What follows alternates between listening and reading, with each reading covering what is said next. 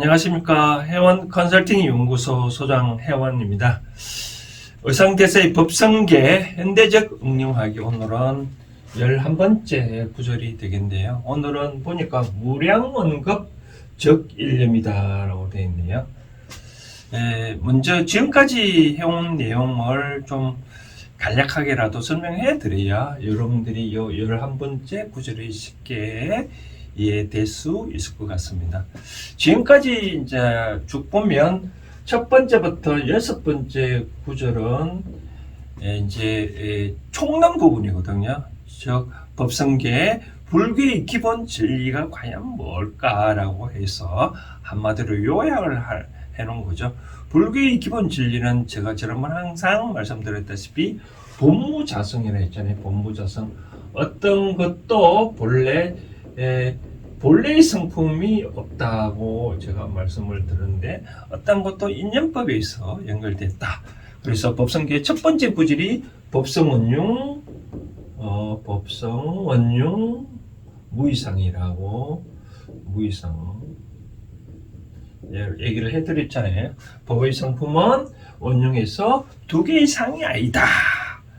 그러니까 두 개 이상이 이제 자성이 있으면 두 개 이상이라고 할 수 없는 거죠, 그렇죠? 그래서 6번째 쭉쭉쭉 와서 6번째 구절은 이제 이렇게 얘기를 했잖아요. 불수자성, 수연성이다. 수연성. 어떤 것도 자성을 고수하지 아니하니까, 다 고수하지 않냐고 수연성, 인연 따라, 연계에 따라 따를 숫자잖아요. 그렇죠? 연계에 따라 이루어진다. 즉 어떤 것도 인연에 따라, 연계에 따라, 연기법에 따라 그 자성을 고수하지 않고 인연은 이루어지고 어떤 것도 다 이루어진다라고 설명해 줬잖아요. 그렇죠? 그런 것들이 이제 하나하나 예로서 이제 본론 부분, 그건 이제 설명을 해 놓은 거죠. 그래서 지난번에 7번째부터 10번째 구절이, 10번째 구절에 대해서는 이제 우리가 일상생활에 살다 보면 장소가 있고 우리가 이제 시간이라는 게 중요하잖아요. 그렇죠? 시간과. 지난번에 이제 어떤 공간적인 장소에 대해서 6구부터 7구부터 19까지 설명을 해 놓은 거죠. 뭐 어떻게 설명해 놨냐면, 여러분들이 다 기억을 하시겠지만 중문과 정문을 통해서 이렇게 설명을 해 놓은 거죠. 정문을 통해서. 이 말은 뭐냐면, 중문은 말은 하나 가운데 일체가 있고, 이렇게 하나 가운데 일체가 있고 일체 가운데 하나가 있다라고 얘기를 했잖아요. 그렇죠? 정문은 우리가 하나가 곧 일체고, 일체 가운데 하나가 있다라고, 일체가 곧 하나다라고 설명하는 바로 그런 제가 설명해 드렸잖아요. 지난번에 이제 마지막 구절이 미진, 하나의 티끌마다가 함시방, 하나의 시방이 포함되는데, 하나의 티끌 속에, 근데 일체 티끌 속에 가운데도 엿이다, 같다. 즉 하나의 티끌마다 쉽게 다운주론 쪽으로 갔다. 같이 하나의 티끌마다 다 우주가 있듯이 하나가 곧 일체고 일체가 곧 하나다고 하는 것은 바로 이런 거죠. 그래서 불수자성, 수연성, 어떤 것도 하나가 지가 고집을 한다 그러면 열로 또 확장될 수 없겠죠. 그렇죠? 열이 자기 어떤 자성을 고수한다 그러면 하나가 될 수 없겠죠. 바로 그런 것들을 하나하나 예를 들어서 설명해 놓은 것들이 이제 지난번에 7구부터 19다라고 설명합니다. 그럼 우리가 이제 시간에 대해서도 좀 살펴봐야 되겠죠.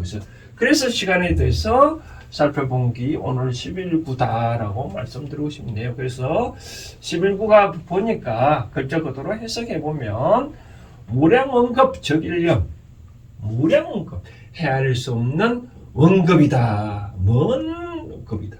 이 급은 불교에 있어서는 용어인데, 사전적으로는 천지가 창조를 하고, 천지 창조가 망하고 다시 새로운 천지가 창조되는 그의 한 시간을 급이라고. 불교에서는 뭐 하늘에서 선녀가 내려와서 그 치맛자락에, 선녀는 이제 뭐 여자니까 치마가 입어 있고, 치맛자락에 커다란 바위가, 선녀가 왔다 갔다 하면서 그 치맛자락에 의거 바위가 다 낡아서 없어지는 그런 세월을 하나의 급이라고 얘기를 하고 있습니다.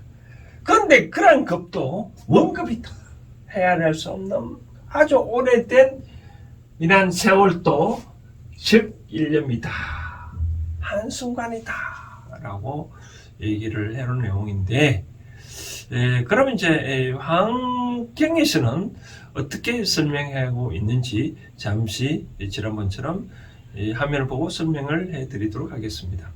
오연행품에 보면 이런 구절이 있습니다. 무량무수급 해지적 일념이라. 무량, 헤아릴 수 없고 헤아릴 수 없는 많은 급도 그것을 이해하면 즉시 한 생각이다 라고 되어 있네요. 그 다음 보현행품에 또 과거 제3계, 과거 모든 세계에서 광대급 미세, 넓은 곳에서부터 작은 미세한 세계까지 장엄 한 발을, 소장엄, 장엄 한 발을 닦고 익히면 한 생각으로 다 능히 안다 되어 있네요. 공덕화치보살 집행품에 보니까 이런 구절이 있네요. 무량무수급, 헤아릴 수 없는 많은 급도 능작 일념경, 한순간 경작이 되니 비장역 비단, 길지도 아니하고 짧지도 않으며 해탈인 소행이라.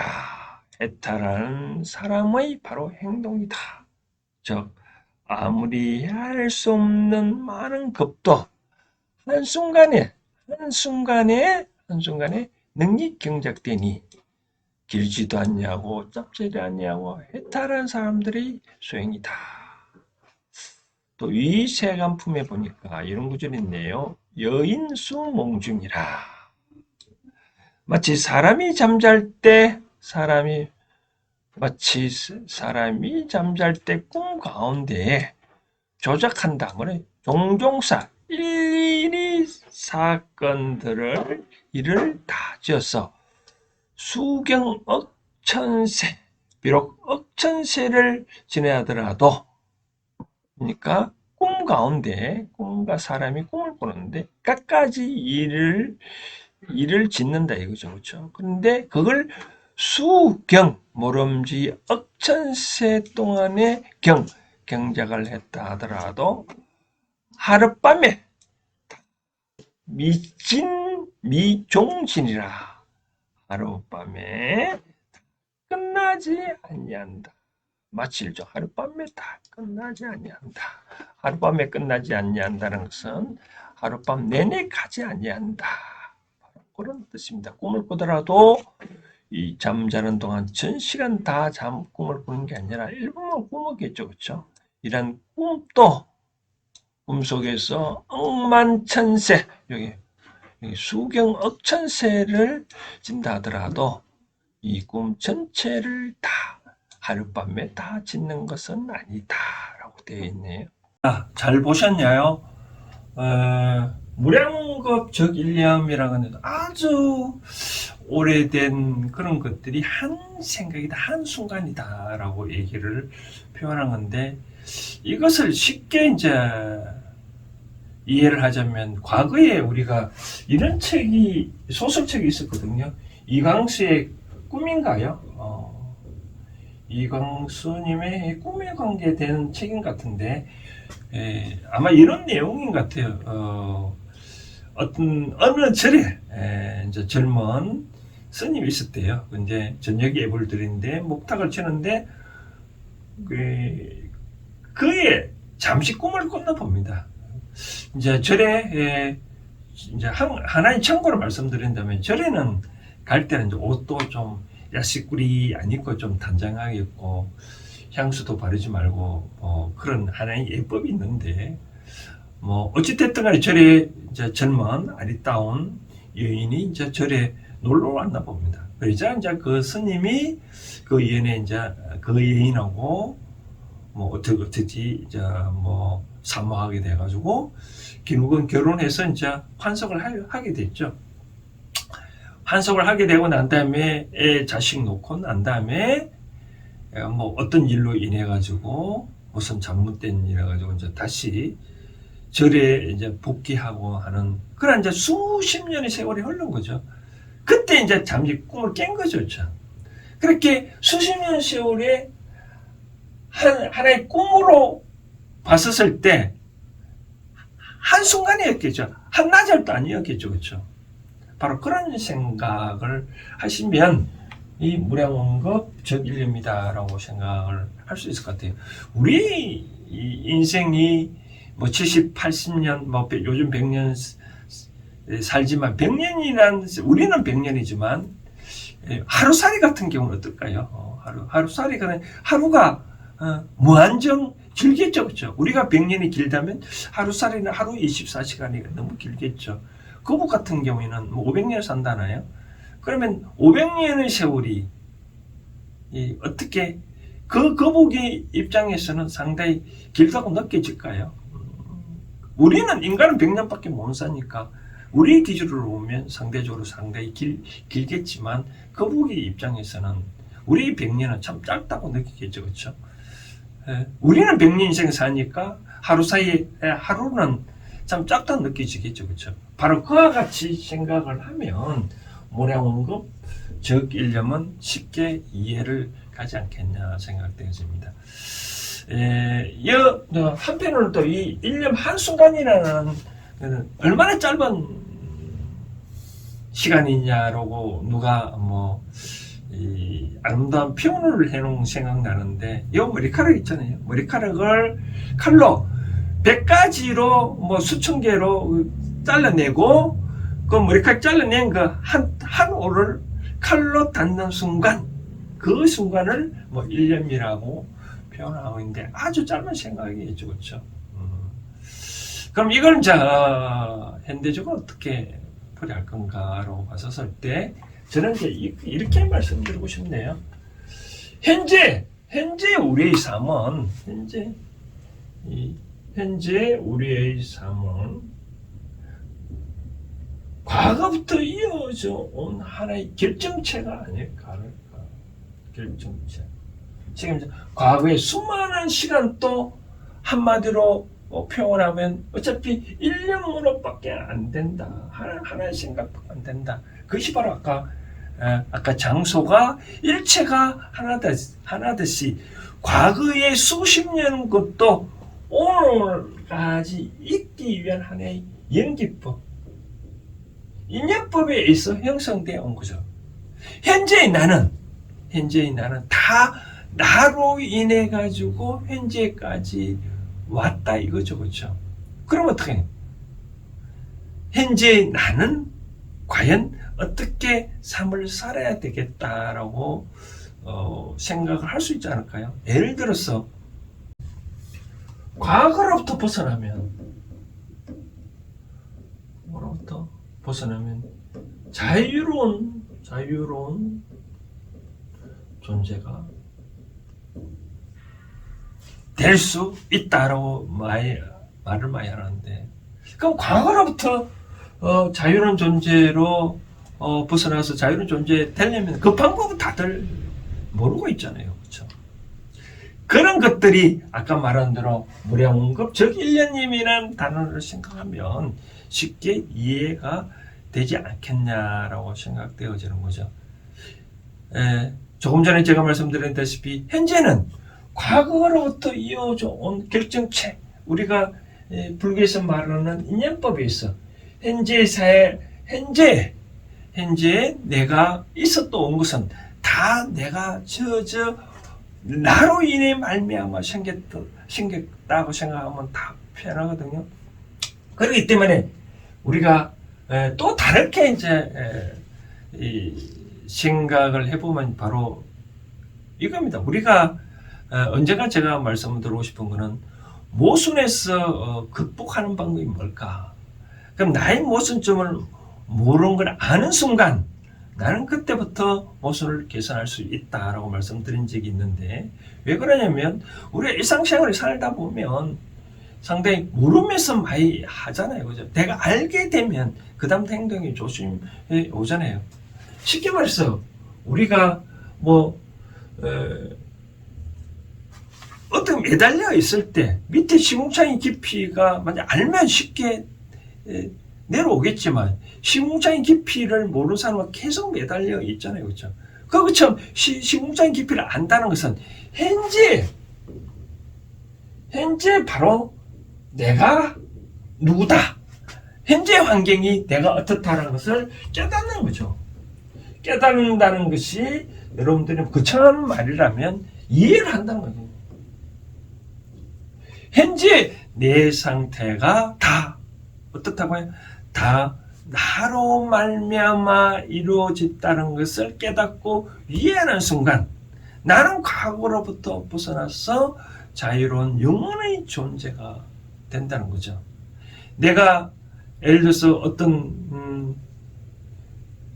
사람을 만나 결혼하고 지금까지 온 거는 다 어떤 내가 그런 나로 인해 내가 그 자리에 갔기 때문에, 내가 그 자리에 안 갔다 그러면 그 사람을 만날 이유가 없었잖아요. 그렇죠? 그렇기 때문에 누구라도 남 탓하면 안 된다라고 말해요. 봐도 여기 쓰던 남 탓은 우리가 탓을 하는데, 우리가 남 탓하지 말라 하잖아요. 그렇죠? 그 이유가 뭐냐? 이 세상에 어떠한 것도 다 나로 인해 가지고 그런 거죠. 나로 인해서 모든 것이 형성됐다. 그러니까 남 탓할 필요 없는 거죠. 다 내 탓이니까. 그래서 제가 말씀드리고 싶은 거는 현재의 삶은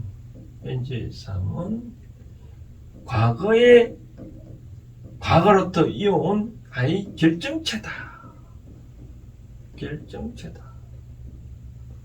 과거 삶의 현재는 과거 삶의 하나의 결정체다라고 생각하면 되겠죠, 그렇죠? 그렇게 하면 이 세상에 어떠한 것도 불평할 필요 없는 거, 어떠한 것도 다 남 탓으로 돌 수는 없겠죠, 그렇죠? 바로 이러한 생각이 바로 무량겁적일례입니다. 과거부터 이어온 어떠한 것도 다 따지고 보면 한순간 한 생각으로 압축할 수밖에 없는 그런 사항이다라고 생각을 할 수 있습니다. 그래서 우리가 법성계를 공부하는 것은 나름대로 뭔가 모르게 새로운 진리를 얻고, 새로운 진리를 얻으면 미래에 현재는 나는 그렇게 삶을 안 살아야 되겠다라고 그렇게 생각이 되어지거든요. 그래서 무량겁, 아무리 수많은 내가 이제까지 이어온 삶도 따지고 보면 하루살이가 하루로 살다가 가는 것처럼 한 생각으로 압축될 수밖에 없으니, 그에 대해서 과거에 대해서 탓하지 말고 미래를 위해서 나아갈 수 있는 그런 것을 생각을 하면 되지 않겠냐. 내가 현재 여기에 가정을 이루고 여기에 삶을 이루는 것도 따지고 보면 다 나의 인한 연기법, 나로부터 인한 파생된 것이니 어떤 것도 원망할 필요가 없다라고 말씀을 드리고 싶네요. 다음에는 이제 구절이 이제 어떤 구절이냐면, 이제 우리가 지난번 말씀드린 하나 가운데 일체고 일체가 곧 하나다와 같이 그런 뜻으로 이해하시면 되는 문장인데요. 이제 12구인데 12구는 일념 즉시 무량겁이다. 바로 그런 내용인데, 여기에 대해서도 또 재미난 얘기가 많은데 이거는 또 다음 주에 또 해드리도록 하겠습니다. 오늘 여기까지 하겠습니다. 감사합니다.